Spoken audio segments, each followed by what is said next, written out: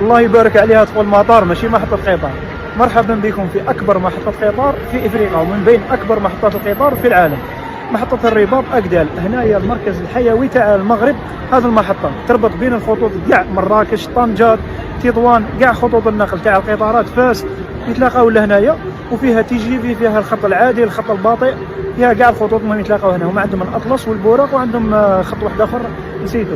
المهم دوك تدخلوا تشوفوا ابي بريك فاش دايره المحطة هذه لداخل، وشوفوا شحال مراكز تاع كيما يقولوا الركوب شحال كاين. الله يبارك، محطة بمواصفات عالمية.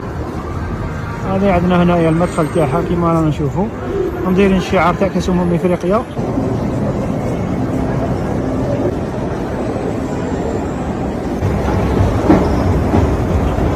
هذا مدخل المحطة هنا مباشرة، رانا طالعين وكاين ناس راهم هابطين. احنا دوك المهم نطلعوا الفوق.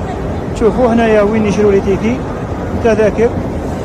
انا تحبوا تقطعوا من الانترنت، عندهم كيما يقولوا في الانترنت لابليكاسيون تاعهم او ان سي اف، تدخلوا تشروا تيكي تاعهم. هاوليك الشعار تاع قطار تاعهم او ان سي اف، هو من احد الممولين الرسميين كاس في افريقيا. بعد الدخول مباشرة يقابلوكم هنا شويه لي ريستورو، وما غادي يقابلكم المحطة من الفوق. دوك نطلعوا نزيدو نشوفوها. تحب تشري تيكي تاعك البايمو من هي تخلص، ولا تحب تجي لهنا لي زاباراي هذه تشري هنا وحدك. انا مباشرة انا نشوفهم يشروا في تذاكر بعض الجماهير تاع البنين، تجي لاباراي هذه تخلص بالكارت تاعك مانيتيك المغربية او كارت فيزا ولا ماستر ولا واش عندك لاكارت. تقريبا كل البطاقات العالمية تمشي لهنايا ولا بالكاش. شركة القطارات داروا تخفيض تاع 30%، في كل 100 درهم عندكم تخفيض تاع 30 درهم، مليحه بزاف. واش من الكارطه هذه الشرط تاعها تشروها ب 50 درهم، هذه الكارطه هي لاكارت تشروها بار انترنت ولا تشروها لي ستاسيون هذوما تاع ليتران.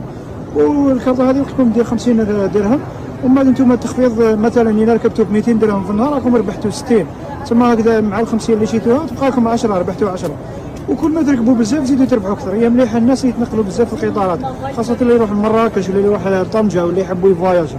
انا واحد ساعدني هذا لاكارت وانا نشريها ان شاء الله باش نقدر نفواياجي بها ونشوف مدن اخرى. هنا بعض الشروط تاع التذاكر، في حال تحبي تبدل التذكره تاعك ولا استرجاع تاع التذكره، هذو لي كونديسيون تلقاوهم هنا في داخل المحطه، قراوهم وتلقاوهم ثاني في سيت على الانترنت تاعهم. علاش قلت لكم شغل مطار الله يبارك؟ شوفوا بعد ما تشري التذكره تاعك ولا دير بايمون اونلاين، تجي لهنا لمناطق الركوب. شوف عندك منطقه 1 2 3 شغل طياره الله يبارك. عندك في التذكره تاعك يقول لك منطقه الركوب تاعك وشمال الباب، تسنى الجيت تاعك وتطلع للترا.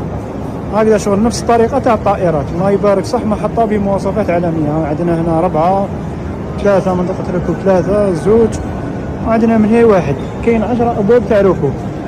هي خطوط النقل على كل حال.